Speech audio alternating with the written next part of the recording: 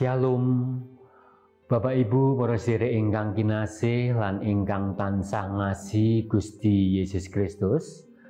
Keparenga kula Diaken Sri Sasongko saking GKJ Simo Klasis Boyolali badhe maosaken renungan Sabda Winedar ing dinten menika Kemis 12 Juni 2025 Minggu Pentakosta kanthi jejer investasi.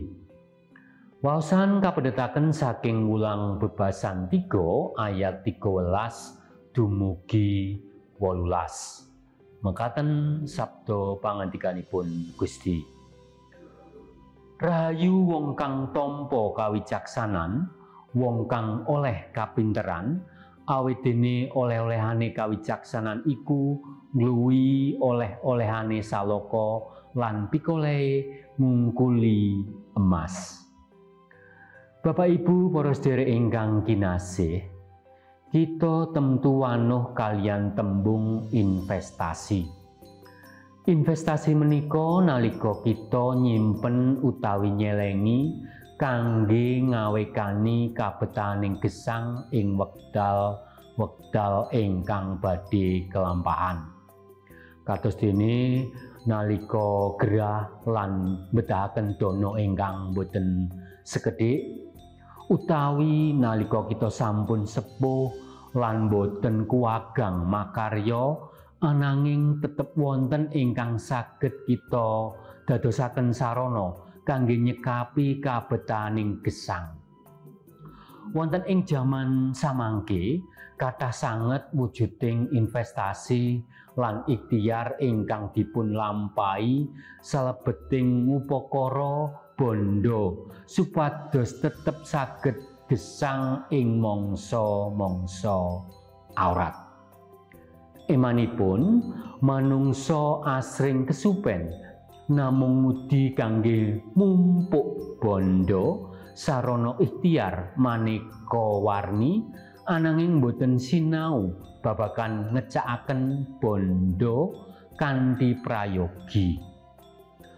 Wulang Bebasan 3 ayat 13 dumugi 11 ngemutaken kita sedaya bilih tiang-tiang ingkang nampi kawicaksanan lan kapinteran menika tiang ingkang rahayu. Ing menapa kados mekaten? Awit bondo kathah lan emas ingkang numpuk menika boten wonten ginanipun menawi boten dipun ginakaken kanthi leres. Tanpa kawicaksanan, investasi kados menapa kemawon inggih tanpa gina, boten badhe lestari.